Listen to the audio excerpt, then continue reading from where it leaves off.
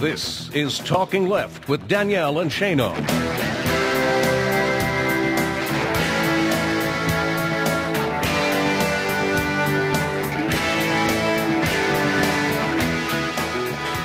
Welcome back to Talking Left with me, Danielle and Shano. Joining us now is Cliff Schechter of Libertas LLC. You can follow him on Twitter at Cliff Schechter. You can check out his great columns at Al Jazeera English. Cliff, thank you so much for joining us today. My pleasure. Thanks for having me on. Oh, we always love speaking with you, and for once we get to talk to you and it's not about guns. No, look, it's an issue I care passionately about, obviously, and something I've worked on for a long time, but I know lately it seems like that's all anybody wants to talk to me about, and I do have some other opinions on some other issues. Yes, you are quite talented in many other respects, and I didn't say I was talented, I just said I had opinions. Well, I will say you're talented.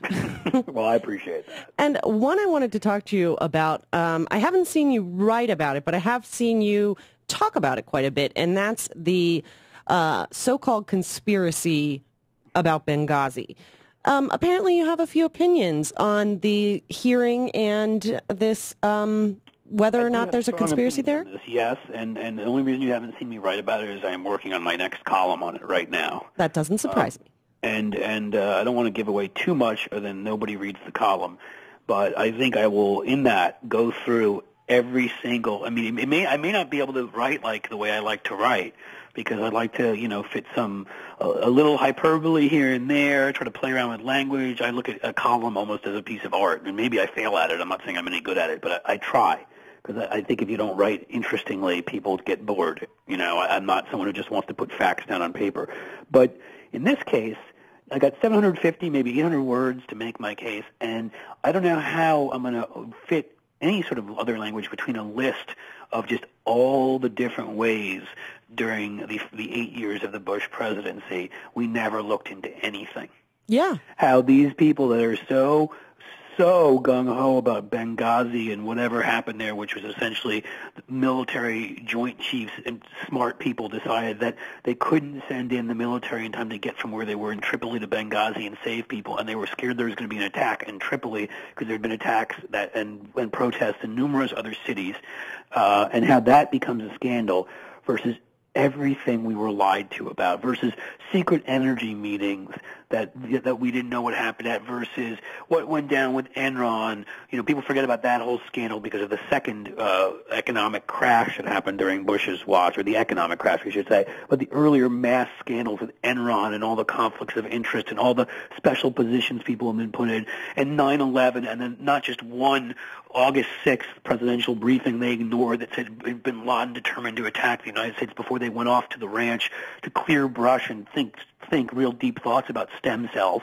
But the actual numerous, as Kurt Eichenwald pointed out in his book, numerous warnings they got that summer and before from foreign intelligence agencies. I mean, we're talking dozens of them, that this thing was coming, that they just chose to ignore. And Bush's response was to tell Tenet that, oh, now you've covered your ass.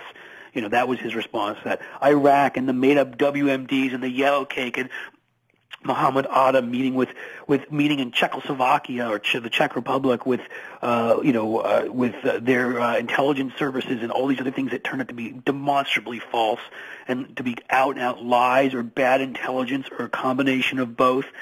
I don't know if and everything that went on in the battlefield, everything. I don't know if I already said what happened with Jessica Lynch and some of these other. There's so many scandals there.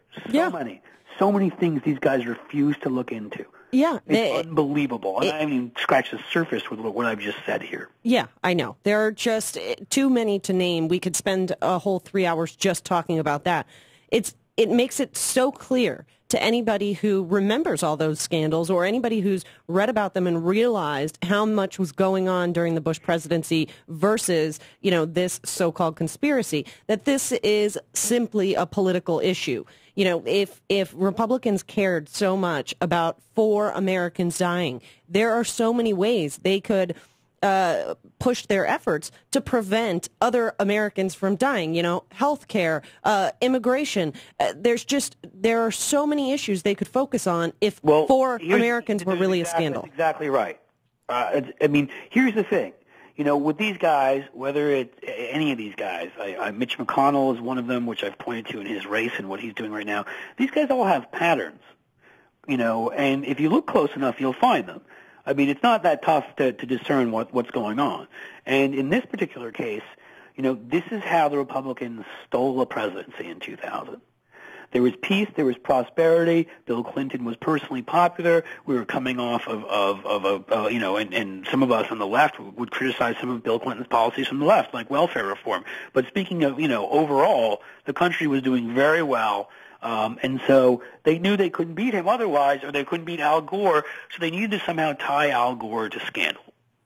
Right. Anybody who thinks Karl Rove wasn't involved in behind the scenes with the impeachment stuff, it doesn't read history and doesn't understand what goes on. These guys were meeting behind closed doors and were trying to rough up the president and rough up Al Gore just enough so when he ran in 2000, they could run against scandal and knock his numbers down enough. And look, it put them within reach of a Supreme Court and stolen ballots in Florida where they would have never come close. And here, it's looking like the economy is slower than it should be because of the sequestration idiocy and other things. But the economy is starting to pick up. And in Hillary Clinton, like her or don't like her, wherever you stand, you've got a uniquely popular figure across partisan lines right now. I mean, she in polls that have been taken already, granted, it means nothing because of where it is right now, but it gives you an idea of her current popularity. She would win in states like Texas over anybody they could put up, including Rick Perry, by like 10 or 12 points. Wow. So they would get demolished right now. I'm not saying she'd win Texas, but they might have to fight for it. And if they did, they wouldn't have the time to fight for Ohio and Florida and a whole lot of other places. They would get destroyed. And they see that. Yeah. And they see that if she runs with a good economy and a popular President Obama leaving office, that none of those jokers that they call candidates have a chance. Rand Paul with the raccoon on his head, good luck. And so this is what they need to do. Well, I mean, this is literally all you have to do is look back, a little bit over, 13, 14, 15 years ago, and what they did with impeachment. This is whether they impeach him or not, because they've already played that card. I mean, Huckabee's talking about it. I don't know if they would do it again because they've already played that card, but they don't have to. They just need to create enough noise that there's a scandal, and I promise you that is what they will run on against Hillary Clinton. Because they can't run, they'll have nothing else to run on her against if the economy is good. And on that note, we look at Benghazi. There may be some questions of how this was handled after the attack went down. Nothing even near impeachment or improper handling, just some reasonable questions. But as far as the whole public is concerned, do you think that this theory, this conspiracy theory, has bought on, has been adopted by the general public, or is this really just a right-wing Fox viewer, completely on the right mentality? Do you think this could work against Hillary? No, I think no. The big problem is that what they understand about the media is that the media bends over backwards to sort of say, well, they have. So what'll happen is that Hillary will be asked that question during debates, if assuming she is the candidate. Even in the primaries, and they would probably hope to derail her in a primary and get somebody not as strong. So their view is that they can push it out there so the questions get asked and more people know about it, and at least there's the appearance of impropriety that makes people think twice about supporting her. Otherwise, outside of hardcore partisans, it's a tough sell because she's got such name recognition now, and she did so much at the State Department that people approve of, that she's universally very, very popular. So it's tougher because Al Gore, quite frankly, didn't start out universally very, very popular. He didn't have the charisma she had. That's first of all. Second of all, you may remember back in those days, Rush Limbaugh had already had the horse and pony dance going for a good decade at that point in time. Fox News had kicked off in 1996. So you already had the likes of O'Reilly and Hannity on the air. And on the left, there was nothing. What everyone wants to say about whether Air America succeeded or failed, it created people. Right. It absolutely did. Sam Cedar, there's also people that are out there now because they're on that who have big audiences. You didn't have the Huffington Post and big high click kinds of websites and places like that could respond to the garbage the right was saying. You didn't have MSNBC with a whole nighttime lineup and weekend lineup of progressives. You didn't have whatever current Al Jazeera ends up becoming.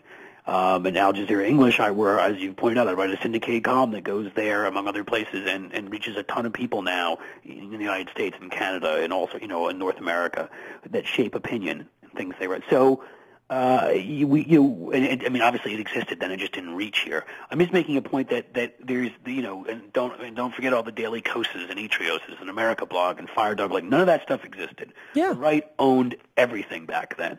That's a really good point, and I have to be honest, I hadn't even thought about it. We, on the left, constantly think we need more of that political communication infrastructure. We need more radio stations. We need more voices out there on the left that people respect and follow and pay attention to. But there is a lot more there than there have been in previous, partisan times. That's right. I mean, I'm going to go ahead for a second, if that's okay, and just plug my station. Absolutely. We have We Act Radio in Washington that reaches the halls of Congress, that's been written up in Politico and the Washington Post and The Hill and a variety of places there. We have shows with people like David Schuster, whose show I was just on, who's an Emmy Award winner.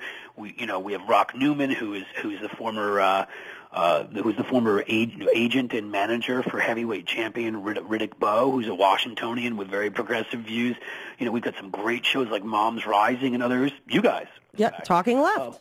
And so, I don't know how we compare to the ones you just mentioned, but we'll take being included in the list just with for everybody fun. I just mentioned. The point is that obviously I'm not going to name everybody. I wish I could. I don't want to slight anybody, but we've got a lot of terrific shows on there. And now, not only are they reaching all over the place in Washington, but a bunch of them are syndicated to Chicago and Columbus and Grand Rapids and San Francisco area and places like that. And so they're reaching other markets. Well, almost nothing like that existed back then. We're independent. Corporate people don't own us. They can't do anything to us.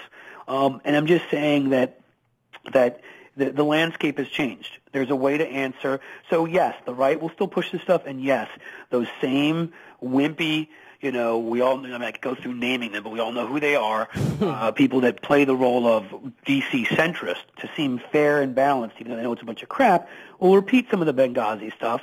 But we've got a way to push back now, and we've got a way to make sure that they're actual scandals versus the ones that are made up about us are heard. I really don't think, and I'm serious about this, I think if this whole apparatus had existed, and I'm forgetting the think tanks and groups too, like Media Matters and the Center for American Progress, didn't exist back then. Even the Heritage Foundation existed, with the kinds of lies, as you saw, that came out of their mouths this week. You're an immigrant, Hispanic, you must be dumb. That's the scholarship we get from the Heritage Foundation. Well, now there's places to answer that back, and I'm just saying, I'm not sure, and I wouldn't state this too strongly because I'm not sure either way, but I'm not positive the Bush administration would have survived if they'd had the scrutiny that now comes with being a Republican. They got away with so much, particularly that first term, because there was basically no existence of any of these things we're talking about. Yeah. People forget that Keith Olbermann was the first sort of very progressive voice outside of Donahue, who they fired on MSNBC, and he didn't start doing those special comments until about 2005, 2006, maybe later. I mean, the Bush people basically, and there was nobody else progressive on the station. In fact, the mid-2000s MSNBC, you would have found Alan Keyes, Savage, that nutbag. People like that had shows on MSNBC. Mary Matlin. Yeah. So, Ollie North. Ollie North could sit there and tell people about Scandal, right? This is what you had. So, it was a very different world. They were getting their talking points, all were being mimicked in corporate media and their independent media and the rest, and now that's completely changed. There's many places for pushback. There's many places for us to point this stuff out. So, with all the scandals I named about Bush, of which there's so many more, for the most part, until late in his term, when you had sites that had grown pretty big, like Talking Points Memo and the Huffington Post and stuff, were able to start doing stuff like TPM, I remember, was essential on the attorneys scandal. Yeah. When they first brought it up, people dismissed them and said, what a joke, which I think Josh Marshall enjoyed poking those people in the eye later. Well, had his team not done that work, that nobody ever knows about the fact that these guys were hiring and firing people for political reasons and prosecuting people for those reasons. A real scandal, not Benghazi, an actual scandal. And so it's a different world. And I'll be clear, I've been talking too much and I will let you talk, but when for 2 seconds, I'm not dismissing that anything went wrong in Benghazi. I'm not saying that there weren't people who made actual mistakes. Right. The difference here is that Hillary Clinton had independent people do a report, which actually did hit her State Department, and said there were some mistakes made, and serious mistakes. And, but that's part of the answer here is that they made mistakes. Another part of the answer is people, all these right-wing blowhards that are going on TV were the same ones who pushed and cut the budget for funds to be spent for security. Yeah, that was going to be my point. It seems like part of the, hey, look over there, look what they're doing, is to avoid blame for cutting the security budget. Right. So it's not to say that nothing was done wrong here, of course. But the problem is when you've got a bunch of dead-enders and lunatics and self-loathers and really everything the Republican base has become, you're not going to have an opposition party. It's why you need a two-party system to work and why our democracy is in trouble. Because the other party is just a collection of kooks and cranks and self-promoters, careerists and the rest, people trying to get rich off of the whole system. And so they're not doing any real analysis of what happened. We would want to know what happened in Benghazi. Of I'd course. like to know. Kind of like I wish we knew exactly what happened at 9/11. Of course, they severely curtailed what their own 9/11 committee could do, so we never really found out a lot of what went wrong. We never really found out a lot of what went wrong with Iraq, because of course they did that same thing with them, and they ignored the report that was actually issued, which was which criticized them. That was a report that frankly wasn't even harsh enough because of some of the people they loaded the committee with. This is, so I mean, I would like to get to the bottom of and know what happened because I want our diplomats to be safe. Well, but I mean, that's not going to ever happen with these guys. There's no point in playing their games. Yeah, not as long as they can use that to attack Obama and continue to cut the budget and make him look bad.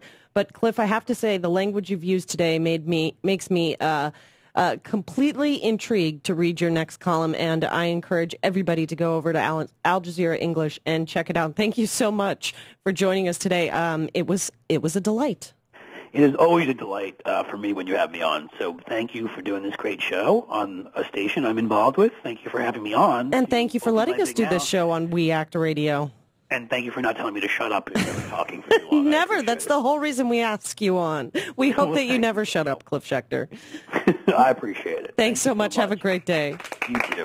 Cliff Schechter, everybody. You can check him out on Twitter at Cliff Schechter, SCHECTER, and at Al Jazeera English. He does a great column, and we'll put all those links up with the blog post after the show at talkingleft.com. We will be back right here with me and Shano with more, and we have Nicole Flatow of Think Progress Justice coming up soon, so stick around.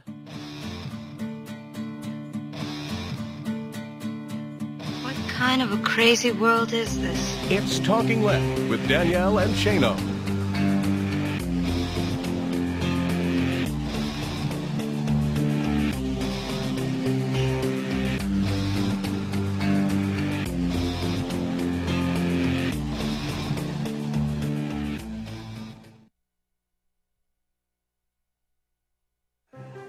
Okay, astronaut, you're up. You'll be meeting with Wish Kid Brandon. Roger, Brandon. His wish is to see a space shuttle launch. All systems are go. We are clear for liftoff. This year, more than 27,000 children will be diagnosed with a life-threatening medical condition.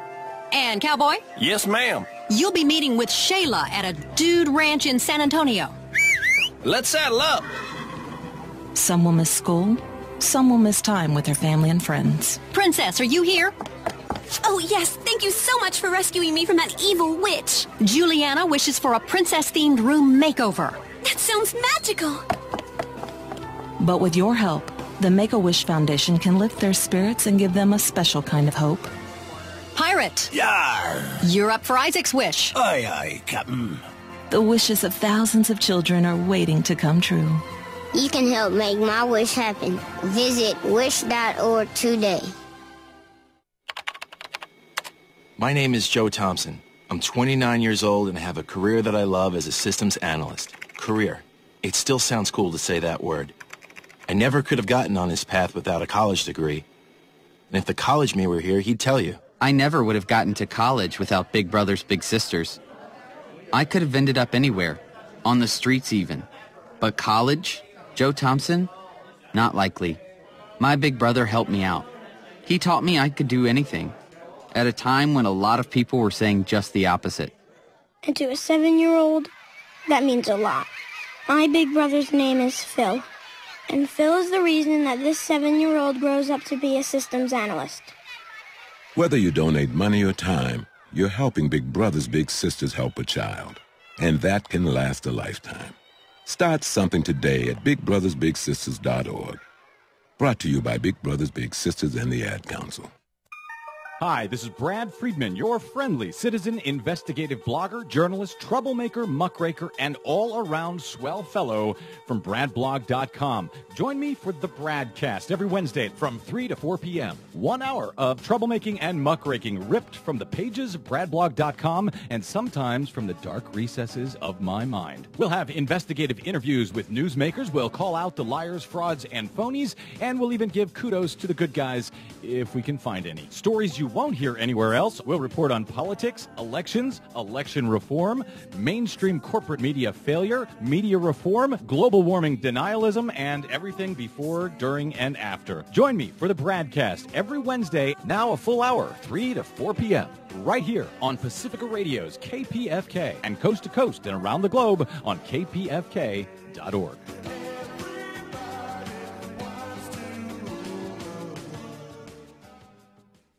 Hank Action News is proud to be sponsored by Healthcare for America Now. HCAN is a national coalition of more than 1,000 groups in 50 states, representing 30 million people. HCAN works to promote, defend, implement, and improve the Affordable Care Act at both the state and federal levels. They also try to protect Medicare and Medicaid, increase corporate accountability, and confront forces that seek to take away critical services. HCAN believes in creating jobs, not cutting programs people depend on.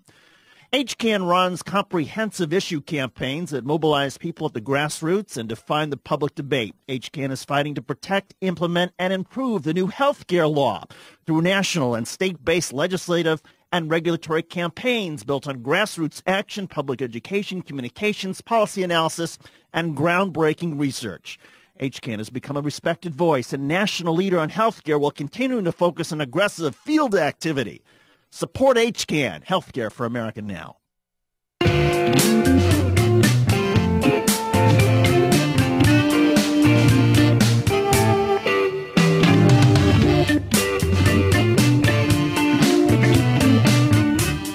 You're listening to Talking Left with Danielle and Shano. Welcome back to Talking Left with me, Danielle and Shano. Thanks again to Cliff Schechter. He was awesome, and we're always delighted to speak with him.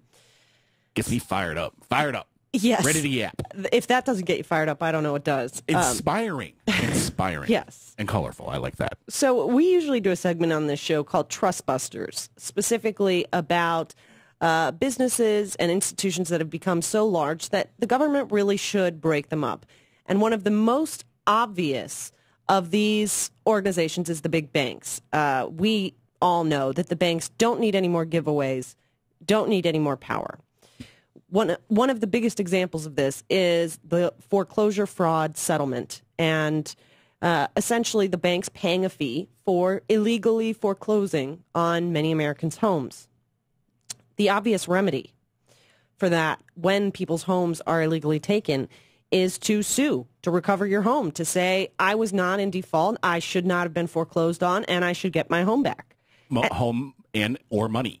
Right. The way when we sue, and there's not a whole lot of things you can get, and most often, and it's such a difficult thing in trials. How do you put a dollar amount on somebody's life if you lost a loved one? But in this case, we have a piece of property. We have a value of that property. That property was taken from you due to fraud or whatever. I should get that property back. Right. Whether it be the piece of land itself, the value of it, or a replacement. Right. And the settlement alone was already insulting because some people lost their homes and then got, $500 in return. But Florida legislators recently just added insult to injury for many of these victims of foreclosure frauds. They just passed a bill that says homeowners don't have the right to get their homes back, even in cases where the banks were found to have foreclosed fraudulently. In a vote of 26 to 13, specifically on party lines, the Florida Republicans eliminated Floridians' right to go after their illegally foreclosed homes. Now, they basically said, I'll quote State Senator Nancy Dettert. She said, quote, people are victims of fraud. The fraud was the bank robo-signing, but those people were already in default on their loans, so they had not made their payments. Right. But that's not always the case. Right. We heard numerous reports of people who weren't behind on their homes, who had, paid off their entire loan, or in one case, a senior couple in Florida who was making their loan payments early and the bank didn't know how to account for it. None of these people should have been foreclosed on. But according to Florida lawmakers, they don't have a right to get their home back. Shane, please explain to me how this is legal. I don't know that it is. Especially when somebody, we're going to go back to the Constitution because we always want to go back there because that's just where you start. If somebody's going to take your property, they have to, first of all, the government can do it under the takings clause, but there has to be just compensation. If another person wants to take your property by a court, there has to be some kind of cause of action, and there has to be a process. There's due process. What the issue here is that process was fraudulent. Now, in some cases, the fraud was minuscule compared to the overall. If someone was 3 years behind on their mortgage, let's say, right. Let's take this case where I think this state representative was speaking about. Somebody's 3 years behind. If they had manually signed the piece of paper, the foreclosure would have been fine. The fraud was in the robo-signing. So it's how big the fraud is compared to. But in a situation where someone isn't behind at all, and the fraud is 100% of the action, I would think that you should be able to get your property back. Right.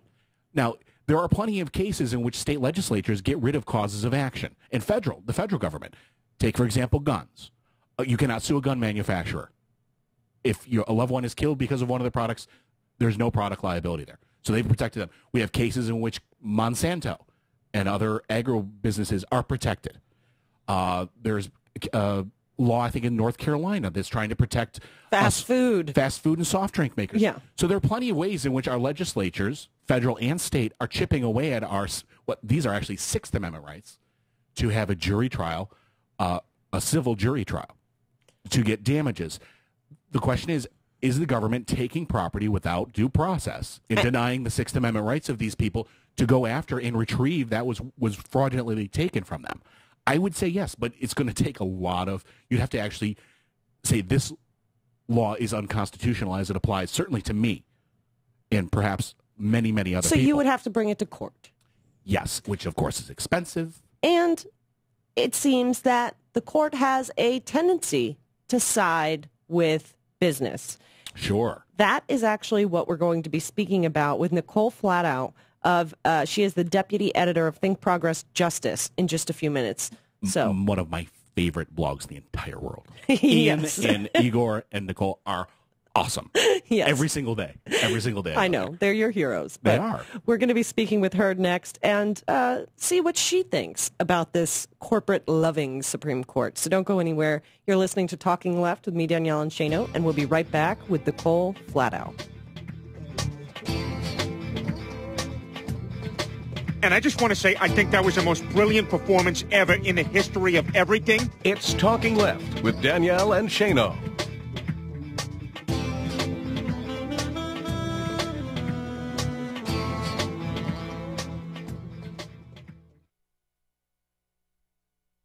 Step right up, folks, and take your chances in the amazing new American workplace. Constantly high unemployment. Low wages always, no employee bargaining power, a corporate paradise.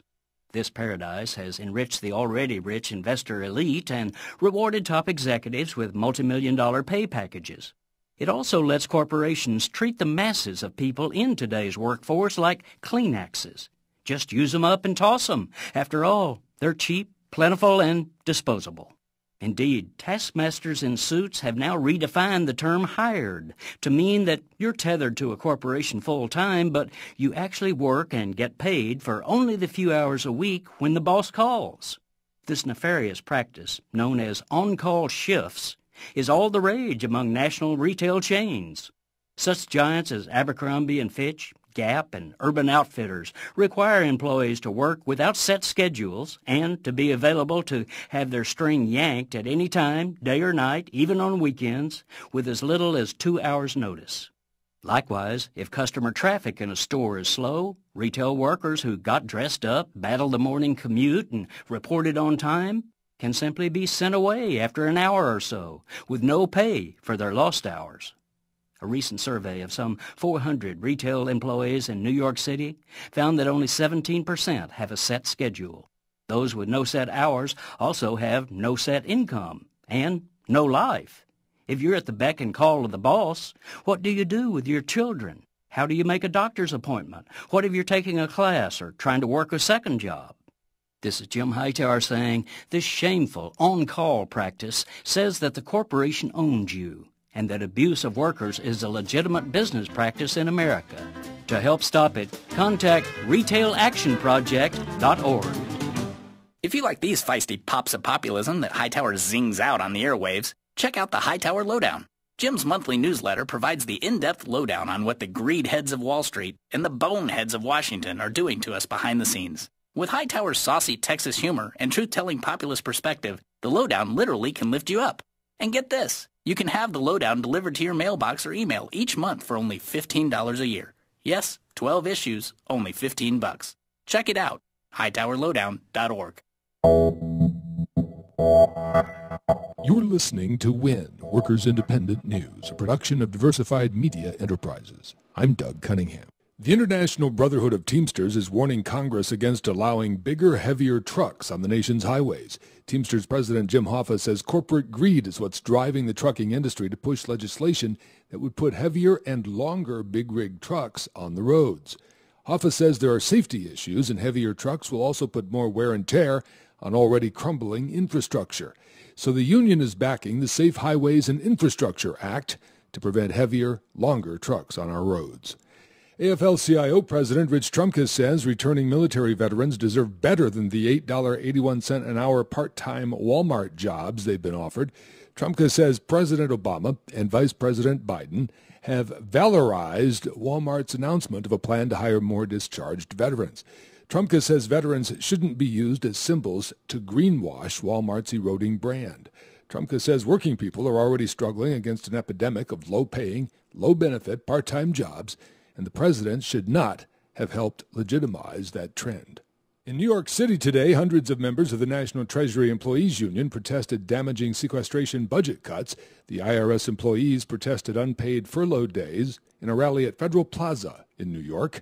Sequestration is causing the IRS to shut down all public operations on 5 days between May 24th and August 30th. An additional 2 days of unpaid furloughs could occur in August or September.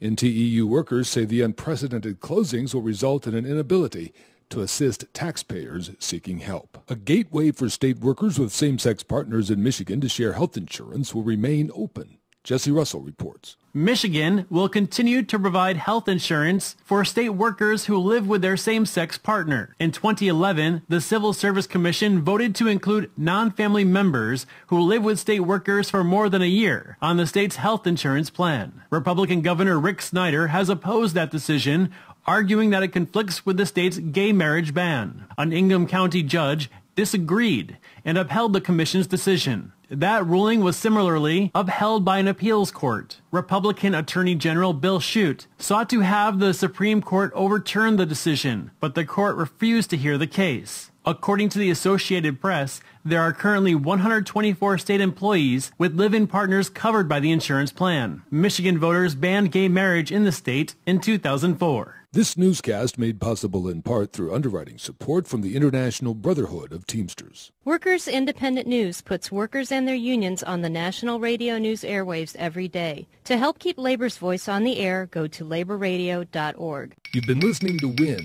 Workers Independent News. For more information, visit laborradio.org.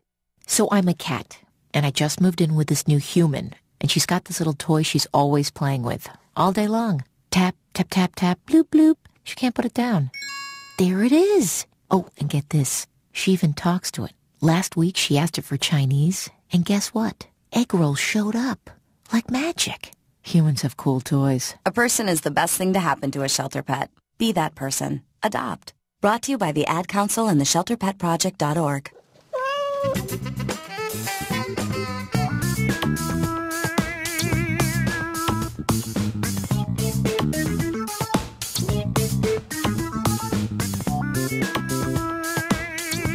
You're listening to Talking Left with Danielle and Shano.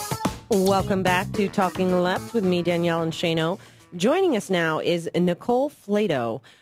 She is the deputy editor of Think Progress Justice, one of our favorite websites that we visit numerous times a day. Nicole, thank you very much for taking time with us today. Thanks, Danielle, and thanks for the warm introduction. It's great to be here. Oh, we are very excited to have you.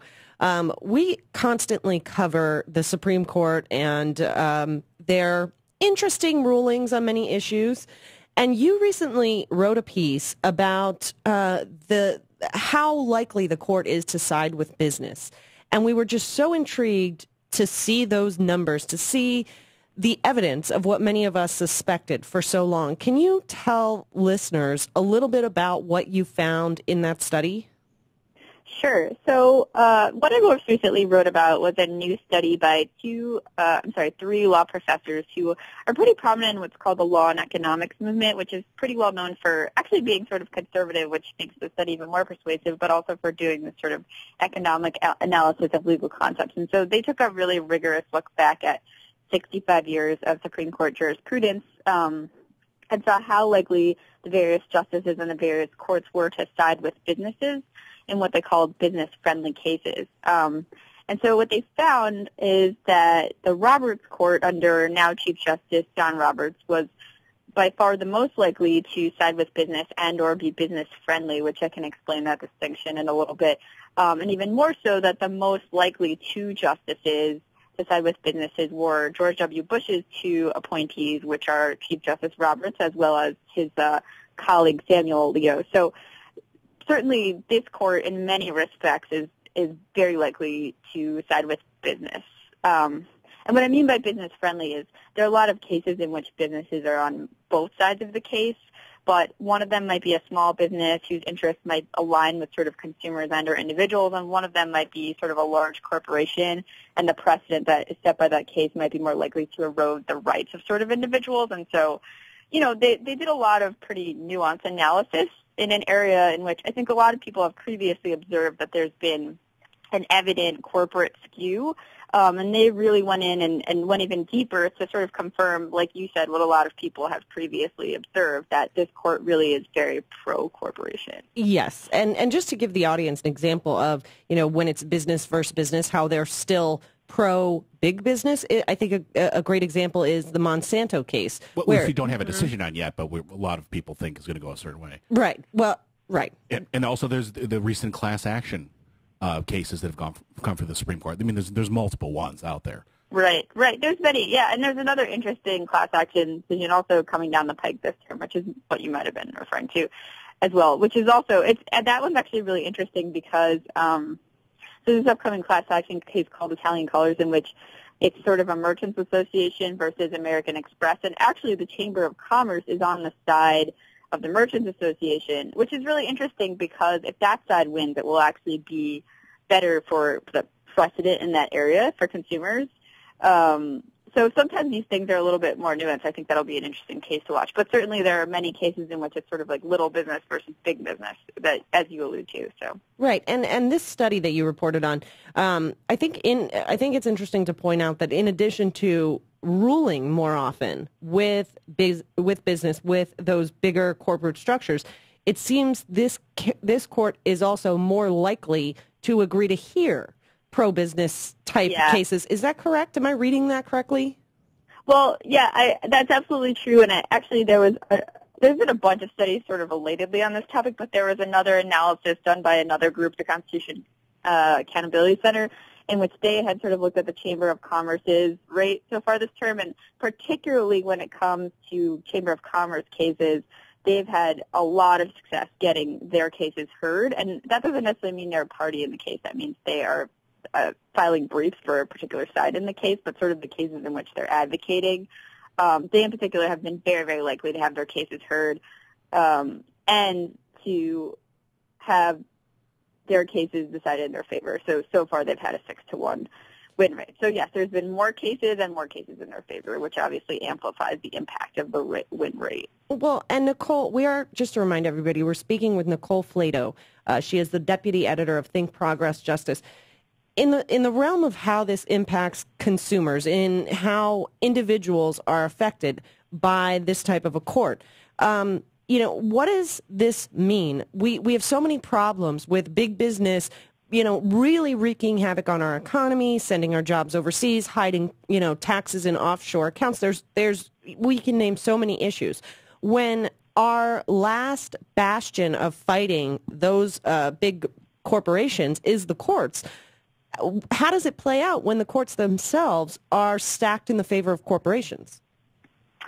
Yeah, so the interesting thing about it is that one of the areas in which the Roberts Court has been very active in terms of siding with corporations and against individuals, I think it's important to distinguish that when we're talking about, sort of quote-unquote pro-business, the idea is that it's to the detriment of individuals, as you allude to. So a lot of the areas in which this has happened is sort of like access to justice, the ability of people to file together, other sort of litigation mechanisms that are oftentimes the only way people feel they have to sort of hold corporations accountable.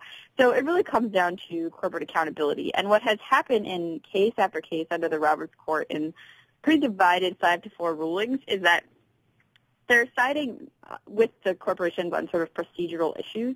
And so in all of these cases, consumers, workers, other individuals are never having the opportunity to air their grievances to begin with, right? So they never get to the substance of the case.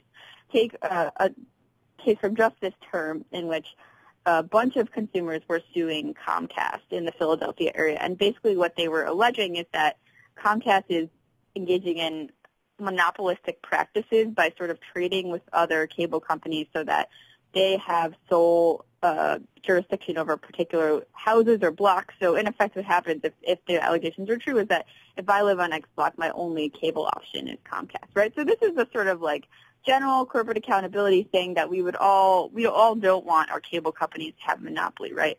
But what happened in the ruling was that the Supreme Court basically struck down the case on a procedural issue, which I'll note the dissent very strongly disagree with and pointed out that they really went out of their way to find this procedural issue. Yeah, I'm not surprised.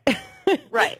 The result, and that's totally common in these cases, the result is that there will never, or there may never be an airing of whether or not they engage in monopolistic practices, right? Now they can't form a class. And none of these individuals are going to challenge, this broad idea that Comcast is engaging in monopoly on their own, right? And so if they can't sue as a class, they're sort of like blocked from access to suing at all. And that's what a lot of these cases come down to. I mean, a lot of people know also about the Walmart case from a few years ago in which it was millions of workers suing Walmart for sex discrimination. And the reason why these cases are so impactful is twofold. On the one hand, it's got this precedent that basically the larger the corporation, the harder it is to sue them because they felt that the class is just too large and disparate to be able to sue together.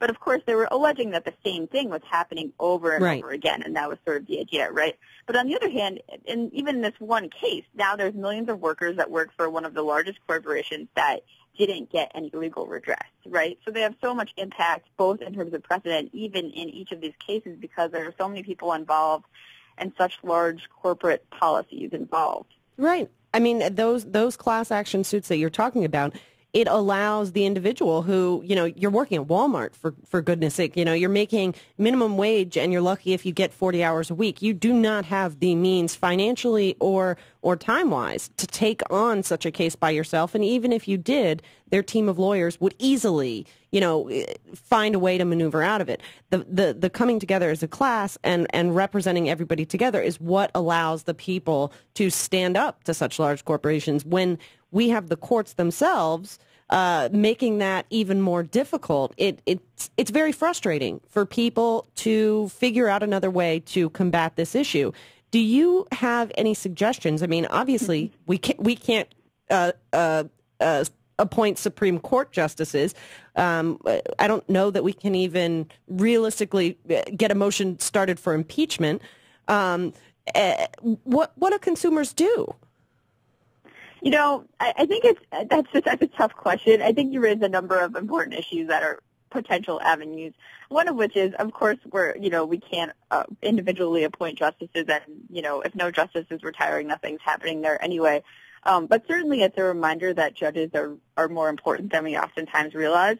And this study really points to the highest court making the most important decisions, and if and when there's a vacancy, of course, we should all remember that and really be watching and advocating for whoever the new nominee is. But it's even a reminder that at the lower level, these sorts of decisions are happening there too, and that we're oftentimes not following the judicial nominations process, which can appear very dry, and it's really important and been very problematic, particularly on the federal courts. Federal judges have to be confirmed through the Senate, and as in many areas, they're just not voting on anybody. Yes. It's not even a matter of whether they're just blocking everything, right? And judges are no exception. And people should be alarmed about that as they are about the Senate not doing anything about a number of other issues, and remember that in their advocacy. So I think that's one element that's really important. In terms of what else consumers can do, I think it's just important to sort of follow these issues and be aware. There's a firm that was doing sort of an interesting thing a while ago, in which they were sort of getting people, I'm going to have to look back at this, but they were sort of getting people to sign on and see how many people they could get to challenge a particular policy, and sort of so what they wanted to do is have as many people as possible file individual cases. Rather than trying to do this class mechanism, they were sort of offering themselves up as saying, look, you want to see what it's like if we all filed our own individual claims rather than filing as a class? Here's what it looks like. And I think that's an interesting idea. Obviously, a lot of the creativity in this area is going to come from the lawyers, and I'm not sure how far that movement has gotten, but it's interesting because the idea of the class action is that it's actually more efficient for everybody. Yeah. If everybody were suing on their own, it would be really onerous for a corporation, right? For example, take a policy. There was another case last year involving AT&T in which, they had allegedly overcharged everybody some $30 on a charge that wasn't appropriate. I'm sure we've all experienced this on our bills, right? Of course. And nobody was, challenging this on their own. And so, that's another example of when people are challenging these things as a class. But you could challenge it on your own because people get really infuriated about the fact that they have this $30 charge. And usually what you do is you call and then you sort of give up. But what if you went to this website and everybody said, yes, I'm going to file it in my own action, and they had every single customer filing their own action on this issue, right? So that's sort of one thing that people have explored. But I think the other thing, when it comes to the courts, I mean, we really are sort of hampered, except to demand more from our courts and to, every time judicial nominations come up, just to make sure that we remind people that that's important, to advocate, to call our senators. Whatever state you're in, if your state has a vacancy and there's a judge being confirmed to that state, your senator has a huge influence on that process. Right. So you could be calling your senator. Write them, call them, and be sure to follow Think Progress Justice and stay informed on the issues. I think that's great advice. I would love to see all the individual cases filed just for the sheer numbers, for the sheer visual impact, if you will. I would love to see that too, actually, and I haven't checked back on that. And your question has reminded me to see what's happening with that, because I think it was a really interesting and creative way of sort of, yeah, please keep us posted if you find anything on it. We would love to hear more about it. Nicole, thank you so much for joining us today and for all the amazing work you do over at Think Progress Justice. We really appreciate it, and we use your work all the time. So thank you very, very much for all of it. Thank you. It's been a pleasure. Absolutely. Have a great day. Nicole Flatow, everybody, deputy editor of Think Progress Justice. You, of course, can check it out at thinkprogress.org, but you should be checking Think Progress every day anyway, just because of all the great stuff going on. I have a feeling our listeners check it every day. I really probably do. Almost as much as I do. So thanks to Nicole, and you are listening to me and Shano here on Talking Left. Thanks for checking us out wherever you're listening. We will be right back with even more, so be sure to stick around. It reflects the drama of the human experience, and isn't that the essence of art? It's Talking Left with Danielle and Shano.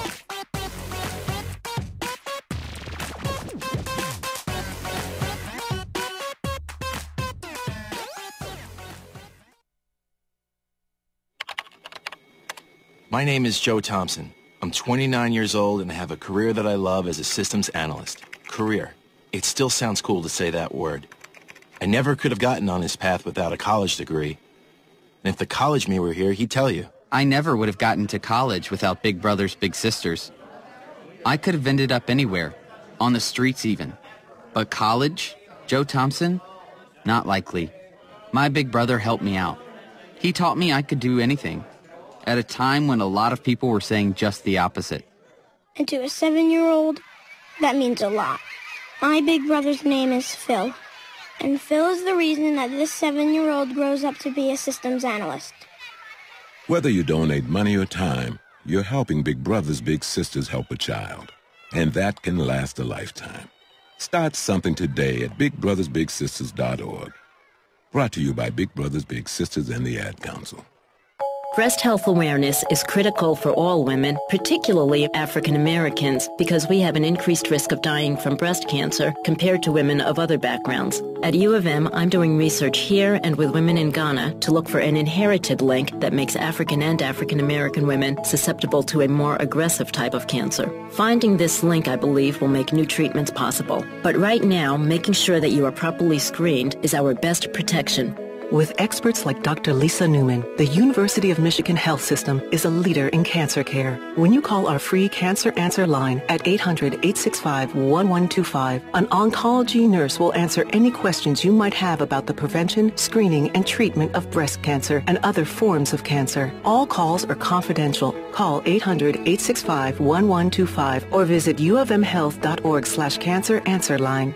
We're working to help everyone enjoy longer, healthier lives. That's the Michigan difference.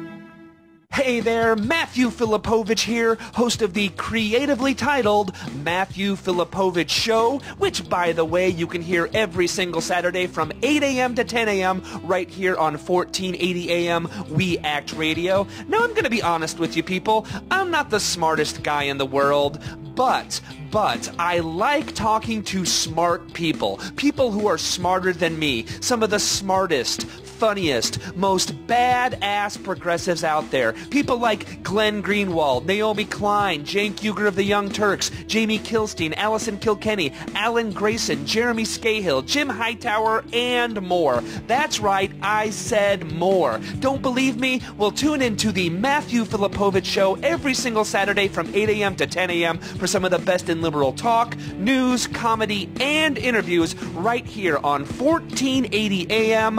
We Act Radio. Friends, David Schuster here, and all of us at We Act Radio are so proud of our neighbors here in Southeast D.C., especially one of our partners, the Ark. The Ark is at 1901 Mississippi Avenue Southeast. It's the home to some of Washington's best, including the Washington Ballet, the Levine School of Music, Boys and Girls Club, and the Children's Health Project. All provide a number of programs and services within the very same facility. The Ark is also home to the Ark Theater, the only theater east of the river, which hosts a variety of dance, music, and theatrical shows each year. Almost everything you could want is at the Ark, so stop by and see them.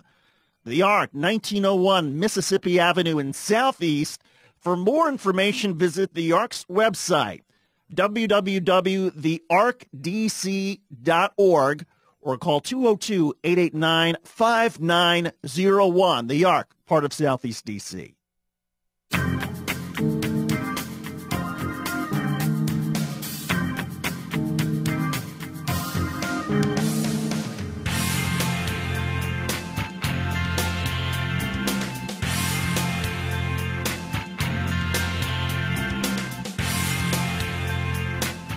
You're listening to Talking Left with Danielle and Shano.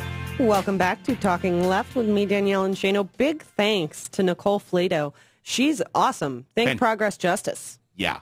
I hope that she will come back often. Yes. I thought of 10 more questions I wanted to ask her, but there was only so much time. I mean, we just spent the last 4-minute break saying, oh, we should ask this, we should ask that. And then finally I just said, we're going to have to wait till next time. Yes, and hopefully Ian Millhiser doesn't think we're cheating on him. I'm not even going to go there. No, we love Ian, we love Igor, we love everybody over at Think Progress because they do amazing work, and Nicole is just further proof of that. But to her point, because I hadn't thought about it in exactly that precise term, but it really is the procedure, the process, and we really were talking about that with Florida. Right. We were talking about due process and how they're trying to subvert that. So it's happening at a state level. It's happening at a federal level. If you look at guns or the Monsanto Protection Act, it's happening in the courts. And the one thing that we didn't have a chance to talk about, and hopefully next time we will, is we've talked about this with trust busters, there is a remedy. The executive branch. Right, I shouldn't say a remedy. There is a weapon, for lack of a better term, to use, an avenue. Because when it comes to class action is there to pool resources and also to cut down on the expenses of all parties, and that includes the court system. Because the court system, every minute is time is money, etc. Right. Files, all of that. If they're blocking class actions, which the whole point of which is to pool money and resources, an individual can't do it because they don't have enough money. Our executive branch does. Our Department of Justice, our FTC, our EEOC. Those agencies, I understand that we have a Republican minority in the Senate that's blocking appointments and things like that, but there are still things that can be done. Well, and there is, you were saying this during the break, there is some question about whether Obama is afraid to go after big business because of so much of the Republicans' attack that he's anti-business. Look at all the big business indicators. They're doing fantastically. Right. The guy is no commie socialist. Right. But, there are these agencies, and we saw recently with the SEC considering the proposal to force corporations to disclose campaign spending. And that didn't come from the Obama administration. It came from the public, from commentary on a proposed rule. So it does show that there is that remedy of contacting these agencies like the SEC, like the FEC, like the EEOC, the NLRB. Yeah, EEOC. I'm starting to get into alphabet soup. But I also want to, it does work. Before you go too far, the FTC, Federal Trade Commission, recently won a Supreme Court case, and we talked about it at great length here, about hospitals consolidating in that Georgia county. So it does happen. It is a useful tool to unravel some of this incredible consolidation of power and wealth. I also want to, our friend Jacob Dean, host of Filter Free Radio, he uses an expression that presidents often jump out in front of the parade that's already there. That they don't leaders in general. Right, leaders in general.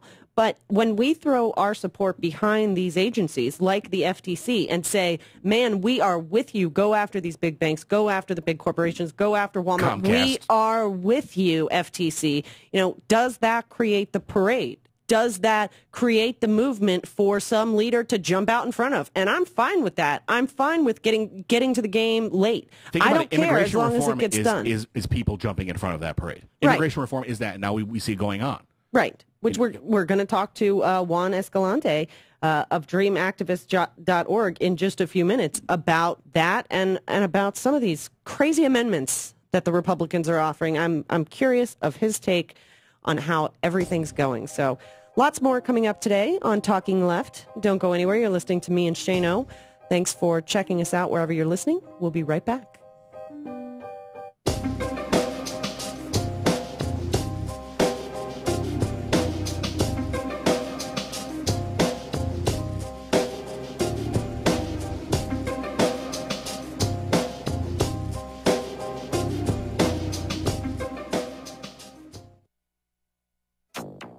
It's Tuesday, May 7, 2013. Our climate is changing. The weather is becoming more intense.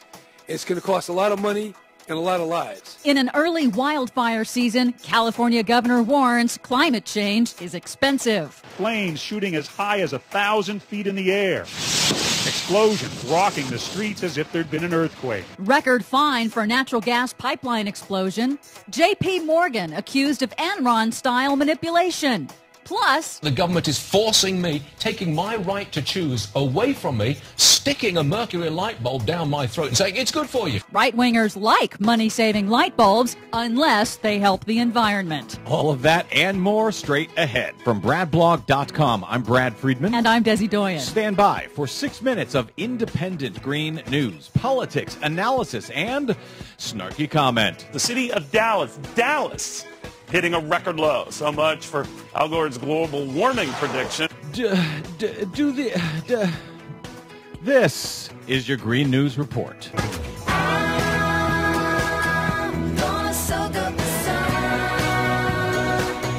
So, Desi Doyen, it snows in May, and Fox News takes this as a sign of there is no global warming. So, do they really not get it? Are they really that stupid? Are they really that misinformed? Or are they paid to be that stupid and misinformed? I don't pretend to know what they're thinking, but... Well, you could pretend. Just make something up. Fox News does. They make a lot of money doing it. Oh, that's a good idea. It is certainly surprising that across the entire channel, they all don't get the science. What do you have for us today in not made-up news? Well, remember that deadly natural gas pipeline explosion near San Francisco in 2010? Some first thought a plane had crashed into the neighborhood, but it was a gas pipe 3 feet underground that had ruptured and exploded, leaving a crater 30 feet wide with flames spewing out in every direction. It blew up a residential neighborhood and killed 8 people. And now a record $2.5 billion fine has been recommended for utility giant Pacific Gas and Electric for that natural gas pipeline explosion.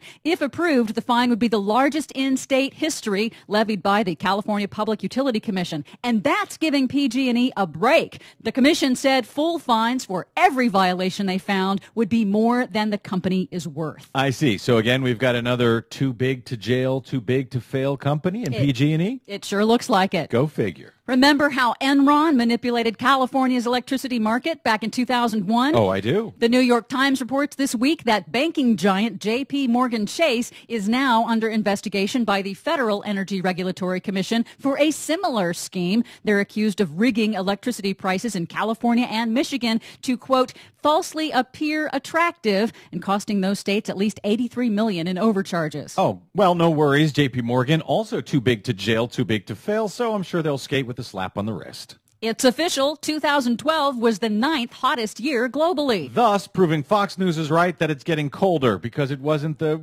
first hottest year globally. The last 12 years were among the 13 hottest years on record. That's according to the World Meteorological Organization. Now remember, last year, 2012, was the hottest year on record for the continental United States. But because of record extremes of rain and snow in Europe, 2012 was only the 9th hottest year for the planet. And that's how Fox News says, oh, look, the planet is cooling. And the planet's wet regions are likely to get wetter, while the driest regions will get drier in coming decades due to warming of the atmosphere caused by increased levels of carbon dioxide. That's according to a new NASA analysis projecting higher global temperatures will shift precipitation patterns around the planet, bringing more extreme rainfall to the tropics and more frequent, deeper droughts to drier areas of the globe. In California, changes in weather patterns are already having an immediate impact. After an unusually dry winter, California's mountain snowpack is only 17% of normal this year, which does not bode well for the summer wildfire season that is already off to an unusually early and ferocious start. At a press conference for California's Wildfire Awareness Week, California Governor Jerry Brown warned that climate change is expensive and pledged to take action. Our climate is changing. The weather is becoming more intense. The big issue, how do we adapt?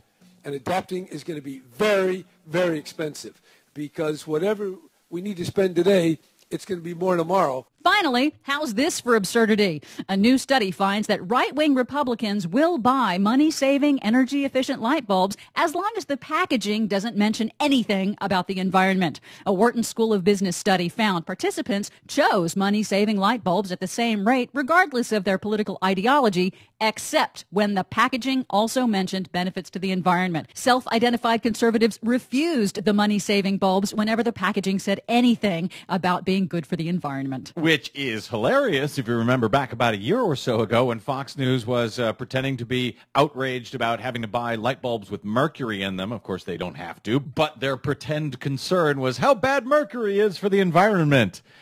They'll say anything, won't they? It's Fox News. For much more on all of our stories today and the ones we couldn't get to, please check out our website at greennews.bradblog.com. Don't forget, find us and like us on the Facebook and follow us 24/7 on the Twitters at Green News Report. From bradblog.com, I'm Brad Friedman. And I'm Desi Doyen. And this has been your Green News Report.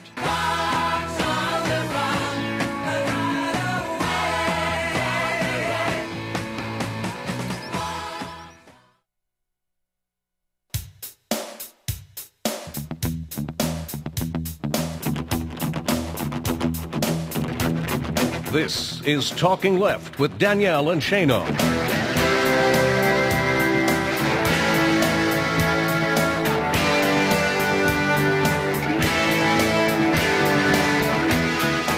Welcome back to Talking Left with me, Danielle and Shano, and we are very excited to be joined by our next guest, Juan Escalante of dreamactivist.org. You can follow along on Twitter at dreamactivist, and he is out there doing the Lord's work. Juan, thank you for joining us and welcome back. Yeah, thank you for having me. Oh, we are very excited to have you. I mean, there's obviously immigration specifically has been in the news in the last few days. And I'm a little concerned about the process that seems to be taking place. Just off the cuff, 600, is it 300 or 600 amendments have been offered to the comprehensive immigration bill. They've only so far gone through 32 of them. What is your take on how this is playing out? You know, I'm afraid to say a number just because of the sheer amount that keeps changing. I remember when the Senate Judiciary website displayed none, and now to actually go on the Senate's website and see that ginormous amount of amendments proposed, it's kind of hard to kind of take a step back and digest everything that's being proposed, just because it seems that the nature of some of these amendments is not positive. It just seems to be striking or adding things into the bill that are just to serve as a vehicle to kind of derail the overall effort. Something that I can really appreciate is that some of the members of the committee are, trying their best to kind of get to this rather quickly, but there seems to be no light at the tunnel, and perhaps this is a way for them to just kind of bog down the bill with unnecessary remarks and, try to kill the bill at the end of the day. Yeah, I've wondered the same thing. I've also wondered if, they put amendments in there that are so outrageous and, in my personal opinion, quite racist. And they do so that when Democrats reject them, they can say, see, we wanted immigration. We fought really hard for immigration, and Democrats are the ones that wouldn't let it pass. Do you agree with that, disagree, or have any different perspective? Well, absolutely. I mean, at the end of the day, you have to understand, and I guess the audience also have to understand that this was born in some way or another, as a bipartisan effort. The so-called Gang of Eight is composed of both Republicans and Democrats, and the effort seems to be, the percentage bill, in all honesty, is not something that pleases both sides. So ultimately, neither party is going to have what they ultimately want. In my case, there seems to be a long line for becoming a U.S. citizen.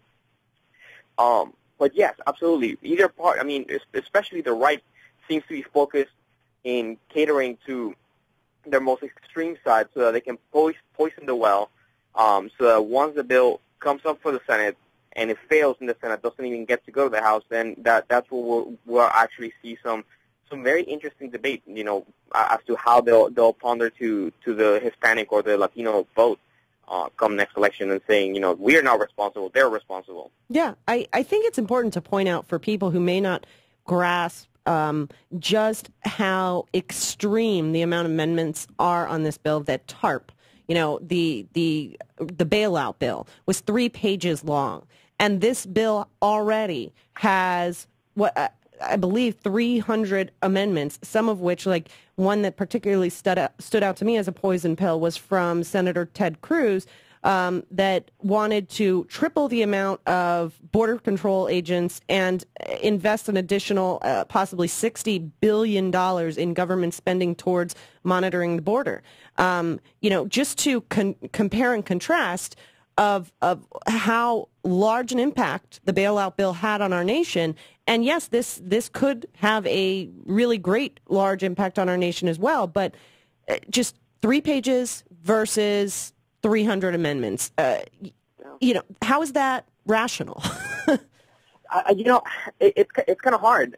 It seems to me that the members of the Judiciary Committee are trying their best, especially when you see senators like Ted Cruz, who are legitimately trying to make this into such a they're trying to polarize as much as they can whatever senators are left in the Republican ranks, and try to rattle their cages and see I'm trying my best to try to handle the bill and secure the border. And that's something that we hear a lot. We want to secure the border first. We want to secure the border first. But for some reason, the numbers are ignored. We've had. I refuse to say that the border is completely shut down, but at the same time, you can't ignore the trends when it comes down to the level of border crossings that we have had in the past couple of years. Additionally, it just seems to me, and it's actually kind of impressive to me that the Senate. It continues to interpret that the border is only our southwest border, the border that we share with Mexico.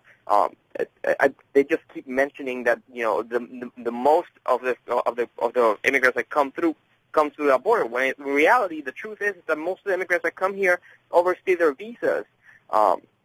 So it seems to be a tangled web, the one that they try to weave. And some of the other amendments, just to kind of add that on, is that. Senator Orrin Hatch proposed an amendment where, people who are trying to become legal citizens of the state would have to submit some sort of DNA proof or be submitted to some sort of DNA testing. So yes, there's amendments that are being proposed that are, as far as that.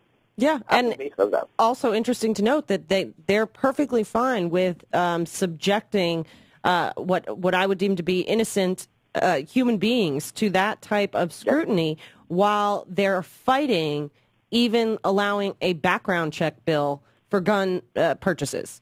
So they're talking out of both sides of their mouths here because they're saying we're not secure unless people with brown skin get subjected to DNA testing and 3 separate background checks. That's the type of amendments that are in there. But at the same time saying that, nobody who wants to own an assault weapon should be asked if they've committed a violent crime. It just seems like complete politicalization, and that they are doing their best to make this measure fail or be enacted and be meaningless. What's the thoughts going on in, on dreamactivist.org and on social media? Is it kind of like, okay, we're glad to have something happening, or are these type of horrible amendments just so frustrating even to people who are fighting the good fight like you at Dream Activist? It's kind of interesting because the dynamic is at the current time is that there's like 2 separate lanes that are going on currently in the immigration rights movement. I think last time I was on the show, I discussed a little bit about and I shared about the Deferred Action Program, something that has benefited, the immigrant youth population of this country. If you don't have problems with the law or have gone to school, graduated from high school, resided in the country for the past 5 years, you will be eligible to get your deportation deferred for 2 years and be granted a driver's license and a work permit. A lot of our members and our activists are focusing on making sure that the implementation of that program continues to work, and not only work, but that the states are still granting the privileges that were supposed to be given to these individuals. So I want to use Washington, D.C. as a prime example. They're trying to give driver's licenses to undocumented immigrants who have benefited from the program, and the driver's licenses that are being proposed are to be marked as saying illegal residents or illegal immigrants. So we're trying to push back against that type of policy. And then on the same note, we want to make sure that we keep an eye out for these type of bills. Unless something, continues to develop and the process becomes, ultimately streamlined, I think that we're here, we're going to be sitting down in front of our computers or TVs and watching C-SPAN and making sure that the senators keep up the process moving. But I don't foresee anything too radical coming out of it in the next couple of days. But we'll see what happens. I mean, at this point in time, it's anyone's game, and we'll see what is that we can do, and we'll be sure to let our followers know what is that we expect to do once the bill is actually finally marked up. Well, I think that is a great way to look at it. Just to remind everybody, we're speaking with Juan Escalante of dreamactivist.org, and it's an amazing group, amazing website, amazing information there. Just overall, are you personally, are you happy to see that this is at least being discussed instead of just being a partisan talking point, as it's been for quite a few years now? Well, I think it'll continue to be a political partisan point. And the reason why I say this is because if we don't see any action in this Congress, say that this bill is derailed, or is, the time that is left in the Congress is elapsed, is pushed into the summer, nothing happens. I think it will be very interesting come next year or this year, whatever major election are next. And we'll see what essentially is going to happen should nothing happen. If something does happen, it will also be interesting to see how the parties react. Obviously, it's a big win for the Democrats, specifically for the president. However, it will be interesting to see how is it that senators on the Republican side interact with their constituency and try to change the dynamic when approaching Hispanic and Latino voters. Yeah. How will Marco Rubio and Senator John McCain toot their horns and try to reform and rebrand the party that is currently in a lot of trouble? Yeah, it really is. And your suggestion is people to just pay attention. I mean, it's nice to know that we are not the only people on earth that watch C-SPAN, but just to pay attention, to follow along with Dream Activist, and call senators, call their offices, write their offices, get involved, and make sure that they stand up to racist amendments like this? Yeah. I think what's important right now is making sure that we not only continue to be informed about the bill. There was a blog post or an article that I read the other day about how necessary it was to sit through the entirety of these hearings. Some of the amendments proposed are literally just modifications that are very brief on the language and are adopted immediately because they just overlooked it. Others, do take their time. But what I would encourage is for listeners or followers who are interested in the issue to become familiarized with immigration groups or pro-migrant groups in their communities. Follow us at dreamactivist.org and make sure that you're up to date and write to your senator or congressman, because we are at a critical point where, like I said, anything could happen. So if this bill does, grow legs and finally moves to the Senate, passes the Senate, we're going to see that this battle moves into the House, which is uncharted territory at this point in time. Yeah. But we are counting in the assistance of people who are, trying to hopefully, control the Republican Party in some ways more than others. We're excited to see that some changes of heart have occurred. I'll defer to the Senator of Kentucky to say, or Marco Rubio, and Senator John McCain. We're glad to have him back on our side. And I mean that in quotes, because at the end of the day, this bill is not exactly 100% something that my community is willing to accept and take in, just because of the sheer militarization of the border. But at the end of the day, it's progress, and we're willing to stand up for it, and we'll see where it takes us. Well, I say it with a grain of salt, but we have to remember that civil rights, that Medicare, that Social Security, that women's suffrage didn't all work out perfectly to begin with, and hopefully this has a good end result as well. And with people like you, Juan, fighting for the cause, it definitely stands a lot better chance to be something meaningful. So thank you for all of your fine work and for taking time for us today. We always enjoy speaking with you. No, thank you so much for having me. I enjoyed it very much. Absolutely. Have a great day, Juan.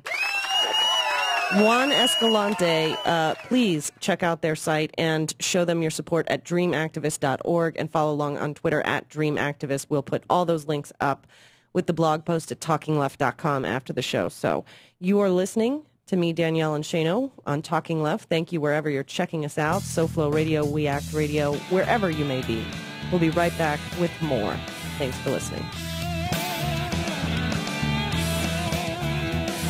Confound it, you're right, it's brilliant. It's Talking Left with Danielle and Shano.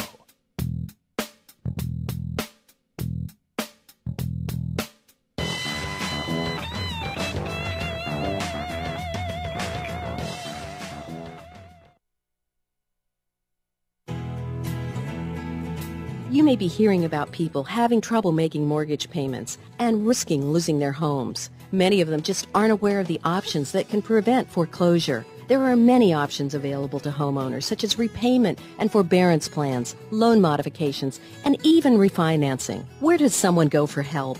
They should talk directly with their lender or a qualified HUD-approved counseling agency. Both can provide helpful information without charging a fee. According to PMI Mortgage Insurance Company, it's not a good idea to pay for services that you can get for free from a lender or a qualified nonprofit counseling agency. To learn more, visit homesafepmi.com or call HUD at 1-800-569-4287 for a counseling agency near you. That's 1-800-569-4287. This message is brought to you by PMI, supporting sustainable home ownership that strengthens communities. Say you want to go to college. Yay! A Big Ten college. But you don't want to feel like part of the, well, you know. Is there an answer for you? Of course. Indiana University East. Go Red Wolves! Indiana University East. You'll get the quality of a Big Ten education in a small college setting. IU East offers more than 50 fields of study, from accounting to political science, taught by internationally recognized faculty with an average of 18 students per class. So it's not, student number 95A-6273, please report to. It's more like, hey, John, welcome to class. Best of all, you'll graduate with one of the most respected degrees anywhere, a degree from IU. Don't wait. Go to iue.edu or call 800-959-EAST to arrange a visit to Indiana University East. IU. Focused on you. When our daughter Ava was 4, we noticed she didn't talk much. A genetic test revealed that she had hearing loss caused by 2 mutated genes. One she inherited from myself, the other from her dad. If it weren't for the amazing people at U of M, we might have never known the true cause of Ava's hearing loss or how to properly treat it. The University of Michigan C.S. Mott Children's Hospital is one of only a handful of hospitals in the world researching genetic hearing loss in addition to treating it. Our breakthrough research and advanced treatments combined with outstanding care help us change children's lives in extraordinary ways. For the leaders and best in pediatric care, call a Mott Patient Advisor at 877-475-MOTT or visit mottchildren.org. She is more talkative now and more social. She loves music now. She's humming to the music, and it's sweet to actually hear her humming. To learn more, call 877-475-MOTT. They not only helped us find answers, they helped Ava find her voice. That's the Michigan difference. We Act Radio is a very proud partner of the Start at Westminster, a harm reduction, prevention, and awareness initiative sponsored by the Westminster Presbyterian Church right here in D.C. START stands for Syringe, Treatment, Advocacy, Resources, Training. These are the core elements of the harm reduction philosophy at START. The goal of this program is to reduce transmissions of HIV, hepatitis, and other bloodborne infectious diseases by empowering those at risk of infection with the tools, resources, and referrals they need to take charge of their health. Over the past year, the Start at Westminster tested over 1,600 people, and they're averaging about 150 tests each month. And of course, with the proper funding, that number could go even higher. For more information on this terrific program, go to www.startatwestminster.org or visit the Westminster Presbyterian Church, 400 I Street Southwest, right here in Washington, D.C.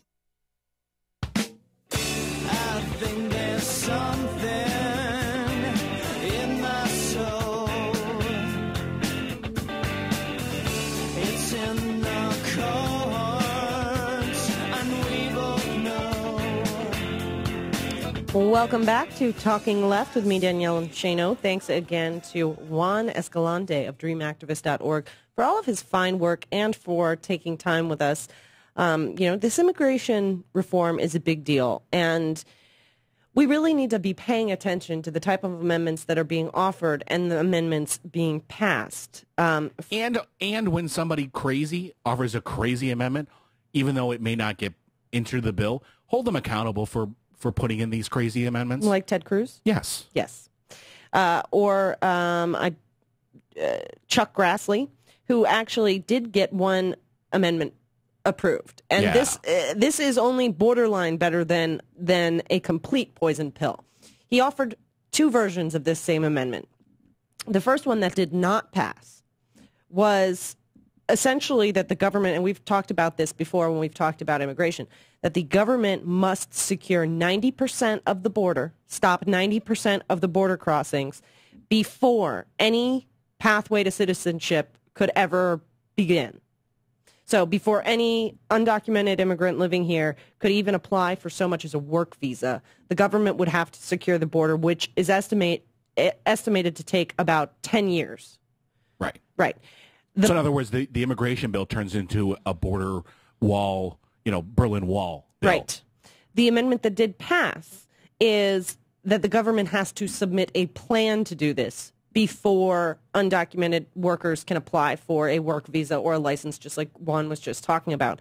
So he got part of his poison pill in there. He did, because what's to prevent, I assume that this bill, it isn't just that you have to submit it, but it has to be submitted and approved. I believe so, yes. So it's that approval, which would go up the works. Right, because how do you know? I mean, this is all just theoretical. That the Republicans can then just argue, well, that plan's not going to work. That's not good enough. There's not enough drones. There's not enough guns. Alligators in the moat. Right, exactly. We need more landmines. Yeah, more.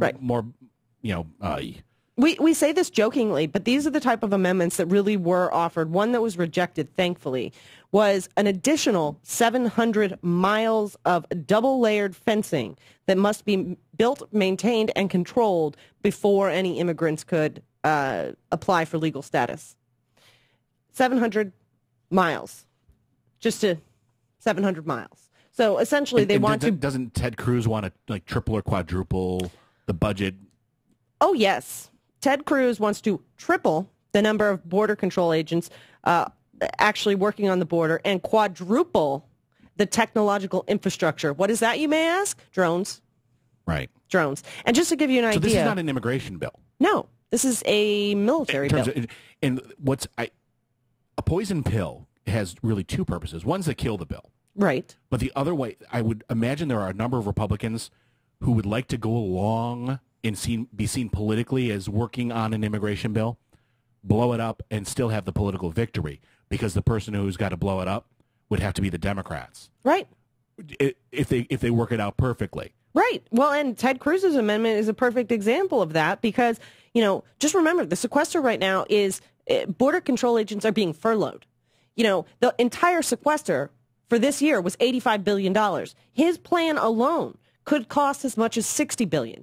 So how could Democrats go along and say that it's okay to keep, cuts in healthcare? It's okay to keep cuts in FEMA, but spend it on border control. The FAA patch just done for border security. Yeah. It really is. Yeah. And even more. It's restoring plus, doubling or more than that. And then when Democrats don't support it, then they can spin that the Democrats got in the way of real, honest, comprehensive immigration reform, all that. The problem is that, unfortunately, you have politicians looking at this politically. I know, obviously, they're going to do that. Instead of trying to actually fix a problem to make lives better, serve the constituents, serve the people, and the people does not just include citizens, people, individuals, human beings. Well, what concerns... This is about political wins and political losses. Right. And what concerns me a little bit here already in this proposed bill, 32 amendments were offered, 21 were accepted. 8 of those came from Republicans. So Democrats are already going along and compromising. Well, what haven't we learned by now about compromising with Republicans? You give and give and give, and they take and take and take. Right. So this is just the Senate bill. Remember, the House gets a whack at this too. Right. I'm really and then worried maybe they'll here. just refuse to go to conference like they did on the budget. And where are we? Right. Yeah, it's really frustrating, but at least it's being talked about. But there is political force in favor of getting this done, and the longer Republicans ignore it, the more elections they're going to lose. Yep. So, Hey, who knows? Texas could turn blue. Hey, that's fine by me. That's fine by me. Yeah. So we have so much more in store. Don't go anywhere. You're listening to Talking Left with me, Danielle and Shano, and we'll be right back. Holy crap! We'll have more on these new developments after this. It's Talking Left with Danielle and Shano.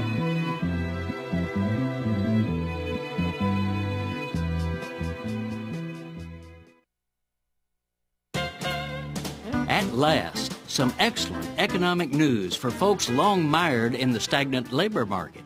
Jobs spring back, exclaimed a typical headline on recent reports that 165,000 private sector jobs were added in April. Wow, the thunderous 3-year boom of prosperity that has rained riches on Wall Street is finally beginning to shower on our streets, right?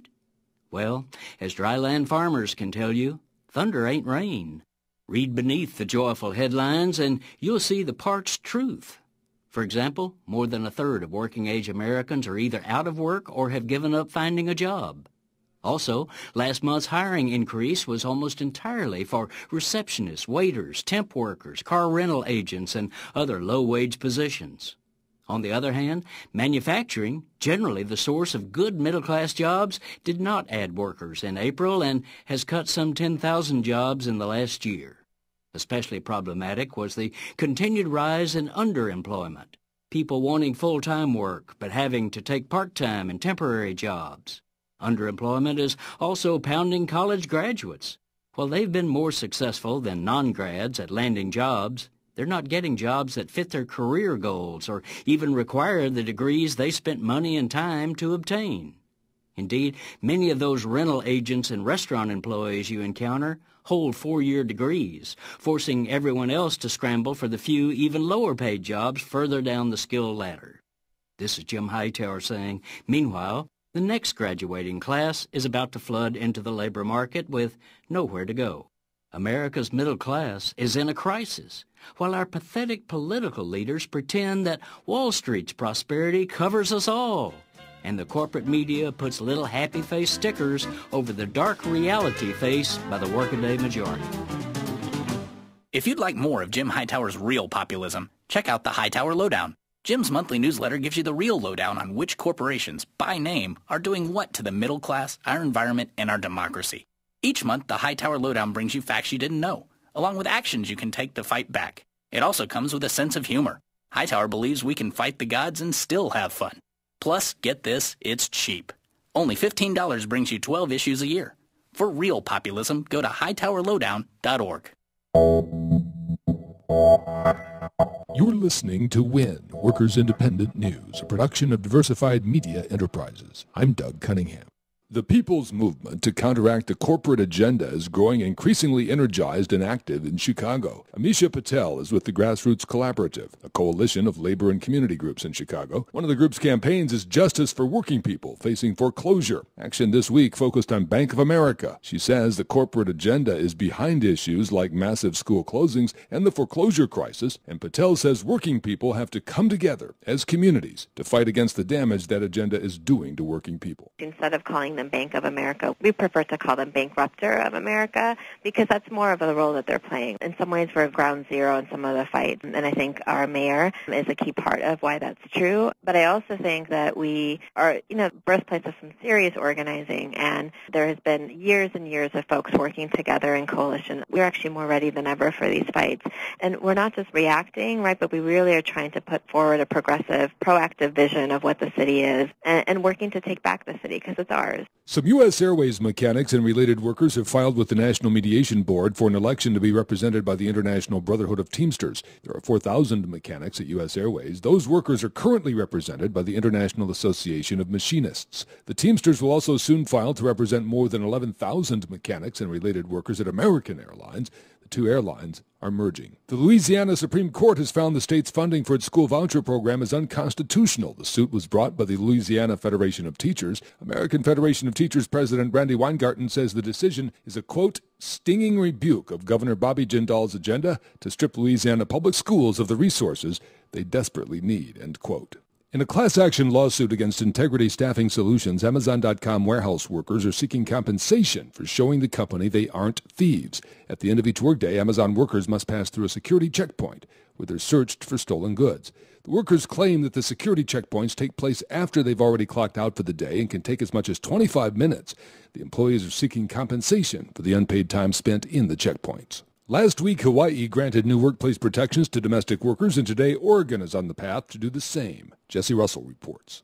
A bill narrowly passed Oregon's House that would grant more workplace protections to domestic workers. Some of the items in the bill include paying workers overtime for working more than 40 hours per week or 44 hours per week if they live in the home of their employer. It expands protections against sexual harassment and guarantees workers 8 hours of sleep and at least 24 hours of consecutive rest. Employers will also be required to provide 3 personal days for domestic employees after they've worked at the home for 1 year. The bill additionally prevents employers from holding a worker's passport. You've been listening to WIN, Workers Independent News. For more information, visit laborradio.org. Hey, Dad, how do you throw a curveball? How do you build a fort? How do refrigerators run? How do fish learn how to swim? Kids ask a lot of questions. How high can you jump? But you don't have to know every answer. How many phone numbers are there? Because you don't have to be perfect to be a perfect parent. How do cell phones work? There are thousands of children in foster care who don't need every question answered. What's electricity? They just need you. What's the moon made of? For more information on how you can adopt, go to adoptuskids.org. A public service announcement from the U.S. Department of Health and Human Services, Adopt U.S. Kids, and the Ad Council.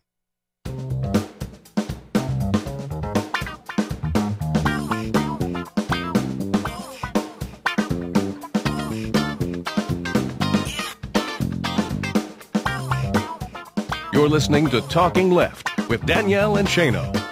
Welcome back to Talking Left with me, Danielle and Shano. We've been talking a lot today about big business and big banks and, the power that they have. And I found it very interesting to lay a few articles side by side today and see that while most of Congress is working on more corporate power, more bank giveaways, and screwing over more Americans, one senator is working to offset that by trying to help students get the same deal as the big banks. While making an incredibly cogent point about how students are treated differently than big banks. Yes. So in 1 week, we saw the GOP submit an amicus brief in McCutcheon v. FEC. That's the case that essentially they want to remove personal campaign contribution limits in a 2-year period. So they want the right to give as much as they want. Further getting rid of campaign finance laws. Right. Right now, individuals can there's a peak. There's a limit to how much speech you can have. If you were to ask the Supreme Court. Right. Which is frightening because if you think of Citizens United, this case isn't even as controversial, at least from their point of view. Well, it wasn't as controversial based on the original case, McCutcheon v. FEC, in which McCutcheon, an individual, argued that his First Amendment was being limited by these what do they call them, aggregate limits, that in a 2-year period you could only donate so much to all political candidates. Well, in correlation with that, the RNC, the Republican National Committee, decided, well, political action committees and corporations should also be, of course, have that same aggregate limit And removed. when you think about it, the Supreme Court shouldn't be hearing that part of the case. But what they did in Citizens United, which was really just about a trailer for a movie. It was about a trailer for a darn movie. But they had arguments on that and said, no, let's hear about this other issue that really, it was not before the court. Let's make it before the court. Let's be activists and let's gut campaign finance. Here again, one person, I imagine he was put up to it by the RNC so they could do this. I would suspect you might be so right. It would not surprise me for the Supreme Court to say, yeah, let's talk about this in much bigger scale and let's just flood campaigns with even more personal money. Right, because we haven't seen any problems from that or anything. No, what could possibly be the problem? Right. In the same week, we see a Wall Street bill clear the House Financial Services Committee. This bill would repeal the provisions in the 2010 Dodd-Frank Act, which have not even gone into play yet, by the way, that prevents banks that are insured by the FDIC from dealing in derivatives. Now, obviously, this is an obvious reason that the derivative trading was the primary cause of our economic crash in 2008. And by the way, a derivative, I mean, we throw that word around. Right. A derivative, I mean, just in case, it's just a bet. You're not actually selling. It's not like a commodity where you're trading a piece of oil or a piece of gold or even a stock in a company.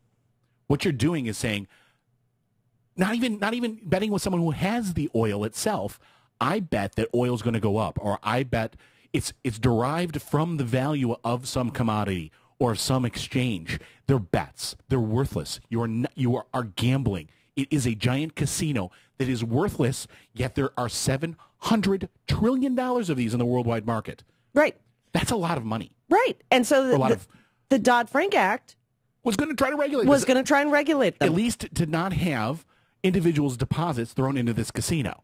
Right. That's all we're asking. Just keep a wall there so that when that casino goes bust, that people's personal life savings aren't gone with it. Right. Now, there is a provision of Dodd-Frank that I would like to see repealed, and that's Mike Papantonio has been talking about it a lot recently, and I really haven't seen it in many other places, where Dodd-Frank prevents another bailout by the taxpayers like happened under TARP.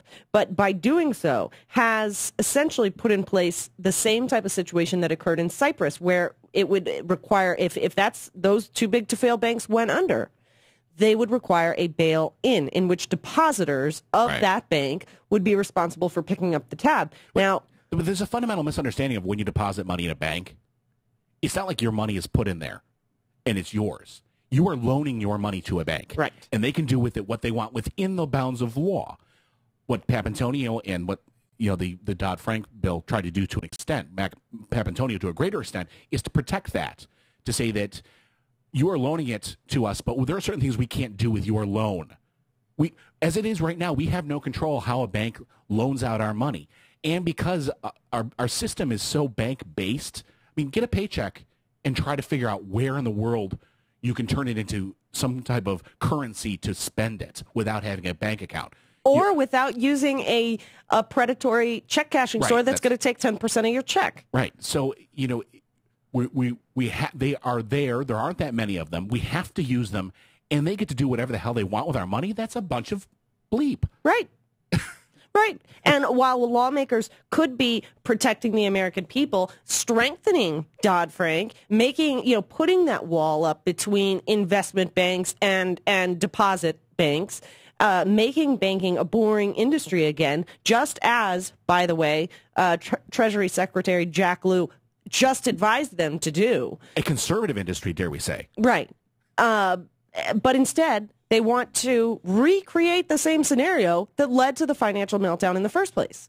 This is completely preposterous. It's hard to even wrap your brain around the thought process that goes into saying, okay, we're just barely recovering. Don't touch the hot stove. Yeah, exactly. Exactly. What is wrong with them? And while they're busy doing that, giving banks more power, putting more money into politics, and I'm sure there's more that we don't have time to get into in this segment. One senator, Elizabeth Warren. There are others. There are others. Yes, working on other deals. I know. But I know you want to focus on. I want to focus on her because yes, we could certainly. This would be a perfectly fine time to talk about Sherrod Brown's new plan to fight bank bailouts, and we commend him, and of course Bernie Sanders and many others that we support. But one senator, instead of focusing on the banks at all, is focusing on students, focusing on our nation's future, on the people who will someday run our country and possibly the world. Unless they're in debtors' prisons. Think about that. Oh, that's a scary prospect that I have to say, as obvious as it was, I hadn't thought of it. Yeah. I guess that's maybe the personal denial, because I am also a student loan debtor. Same here. Yeah. But Elizabeth Warren introduced her first standalone piece of legislation. It is called the Bank on Students Loan Fairness Act. And all she wants to do, and there's definitely some discussion to be had here as far as if it's feasible, but currently, students borrow at 3.4%. That rate is going to double to 6.8% very soon as of July 1st, and that includes for your existing federal loans. She wants students to have the same Federal Reserve discount that the big banks get. Sure.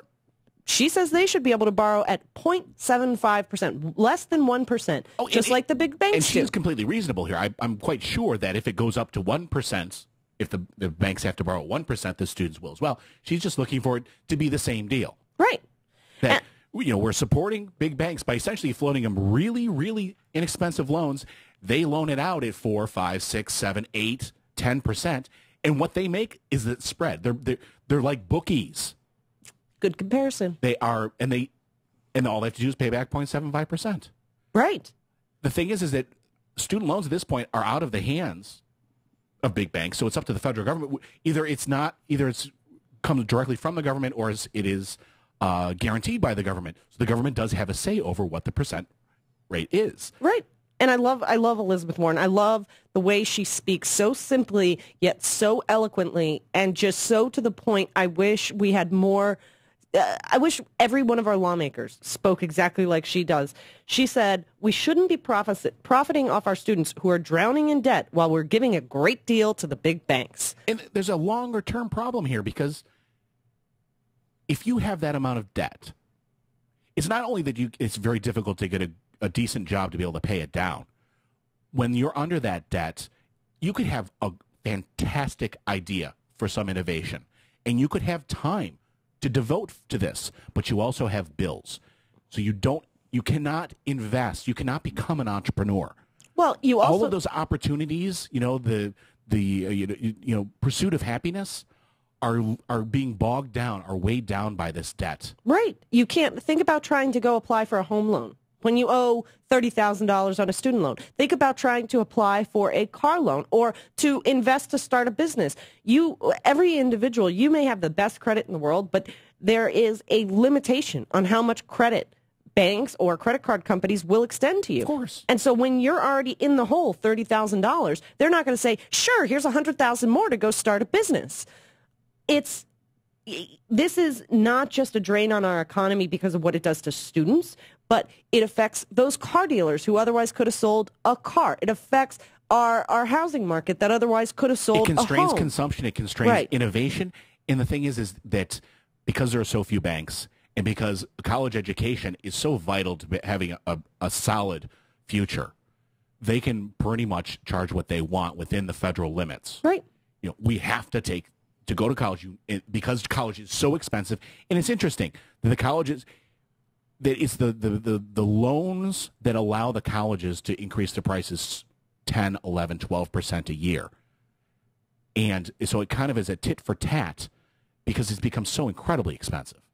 So you come out with so much more just from like 10 years ago, the mountain of debt.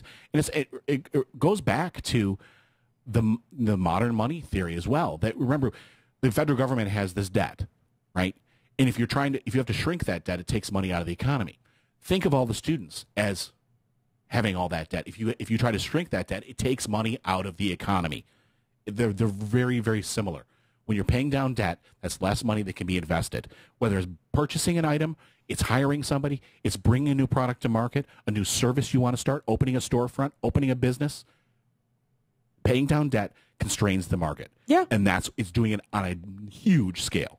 Right. Huge scale. I think we need to sometimes line up all these different events happening at one time so that in addition to calling out those who deserve to be in the spotlight for negative action, like giving Wall Street more control, more opportunity to crash our economy again, I think we need to equally thank and appreciate senators like Elizabeth Warren, like Senator Sherrod Brown, like Bernie Sanders. It's get behind. She's looking for students to get behind this, citizens to get behind this. Obviously, we're behind it. Absolutely. So I think we should all go over to warren.senate.gov and, just support this act, Bank on Students Loan Fairness Act. I know both of us, Shano, could use a break on student loans, and you know what? we are Even just one of millions of students out older, there. I probably wouldn't fall into this. I don't care. If it doesn't affect me personally, that's okay, because it is a broader thing. Right. You know, I think if people you don't know. So people in college right now, I can't imagine. No. Because it's a great investment, but it's a lot harder to make that investment today than it was when I went to college. And it's a lot harder to find a job that'll help you pay it off. Right. So, let's just pay attention and support Elizabeth Warren's Bank on Students Loan Fairness Act. So you are listening to me, Danielle, and Shano, and you're listening to Talking Left. Thank you wherever you're checking us out. We will be right back with more. So stick around. I'm David Schuster of Take Action News, and you're listening to my favorite show other than my own, Talking Left with Danielle and Shano.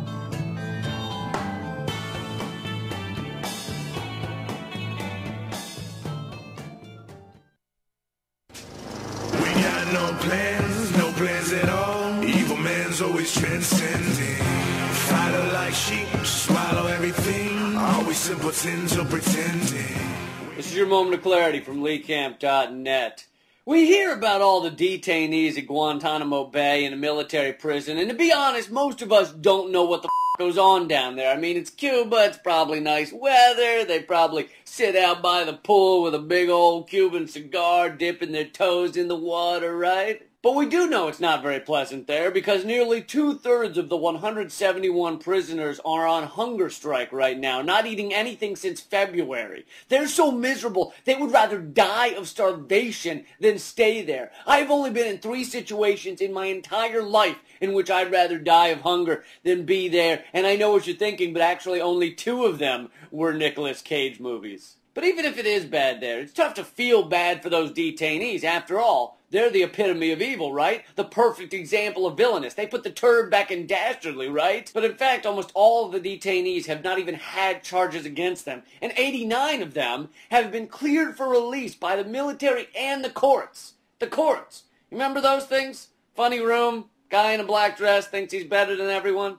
They were big in the 80s. Anyway, the courts have said, these men have done nothing wrong. We demand you set them free. And then Congress has responded, what's that? Make them some tea? Yes, it's high time they had some tea. And basically that's been going on for the past 5 years. No wonder these innocent imprisoned men have decided to starve themselves to death. They're sick of all the tea. I said in a previous video that we have not just ceded the moral high ground, we've teabagged it. And now I realize that was more accurate than even I knew at the time. Think about how we react when another country does this. We all remember when Russia sentenced the members of the band Pussy Riot to 2 years in a prison camp for singing 3 sentences of a song in a church. The entire world was furious, and they're still in prison right now. But at least the Russian courts had the nerve to pretend there was some kind of ridiculous singing charges against the riotous Pussy. At least they had that much respect for the long, prestigious history of kangaroo courts. But in the case of Guantanamo, even the courts can't find anything to charge these men with. 89 men have been cleared for release and yet are not being released. Plus, you remember that swimming pool I told you about? I heard it's over-chlorinated. It stings the eyes. Stings the eyes. That's been your moment of clarity from LeeCamp.net. Go to closeguantanamo.org to learn more about this and figure out how to contact your congresspeople about it. By the way, I leave for my England, Scotland, Ireland, and Belgium tour tomorrow. 19 shows in 24 days. Don't miss it. Come on out. Go to LeeCamp.net/schedule to get the details and the tickets. Also, the music at the end here is by my friends in the band Hyrosonic. Check out their stuff. Thanks a lot. Keep fighting.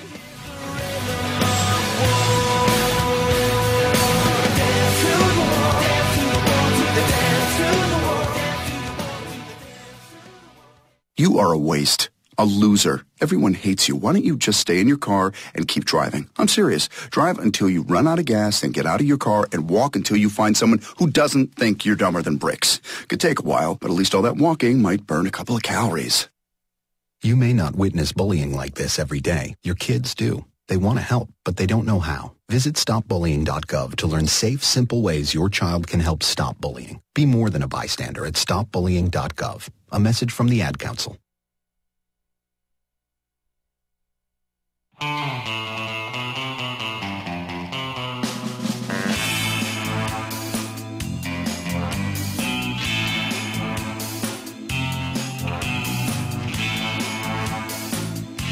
You're listening to Talking Left with Danielle and Shano. Welcome back to Talking Left. Thank you guys, wherever you're checking out the show. We try every show to end with a funny story or a good story, and one that caught my attention this week was the story of New Era Windows Cooperative. Probably not in the news a lot, but we talk so much about jobs being sent overseas and about companies being ripped apart by the Mitt Romneys of this world that I liked this story of a success. This was originally Republic Windows and Doors, and the company was bankrupted. The family owners simply went down the street, started a new Windows company with temp labor, essentially telling current employees their jobs would be terminated. They weren't going to get any of their back pay or severance. Basically, screw them over, get out of the contract, and use cheaper labor down the street. Well, the employees said no. The employees banded together, got their funds together, along with the help of the United Electrical Workers Union, an organization called the Working World, and the Center for Workplace Democracy. They, along with the community, raised the funds to buy the company, opened it again as a cooperative between themselves and the community called New Era Windows. And I just think this is such a cool story because they are not the only company that went through this type of process. And I realize financial difficulties and legal difficulties and corporate power may not always make this possible. But if more of us refuse to lie down and take it when corporations said, hey, I'm taking your jobs and I'm going to go bring them somewhere else cheaper, whether it be in this country or another one. If we said, fine, you do that, but we're keeping the business. And we're going to compete with you. And we don't have that high executive overhead. Right. So our prices are going to be lower. You can go suck the money out of that company down the street. We're going to run efficiently. And by the way, it's ours. Right. And by the way, we have the community support. Right. So, because given the choice between those two companies, which would you go to? I know which one I would go to. Dang straight. We may not be homeowners, but I swear if we were, I'd be buying new windows from this company. No kidding. They're located in McKinsey Park, Chicago, and, this isn't a commercial for them. I haven't spoken to anybody. I don't even know that they're quite, selling at this point. I think they've, right. They're in the beginning parts of, getting operational, setting up, from what I remember of the story. Right. I think this is the way we take our country back. This is the way we keep jobs in this country, despite big business trying to take them elsewhere. And it's why like an Occupy small business. Right. Why they want to eliminate good workers' salaries to increase profits. Companies like these are eliminating those corporate salaries and selling cheaper to do the same thing. Right. What concerns me is that larger companies have a lot of weapons that used to be illegal. Actually, they still are illegal. They're just not prosecuted. Predatory pricing, things that, the Walmarts of the world do.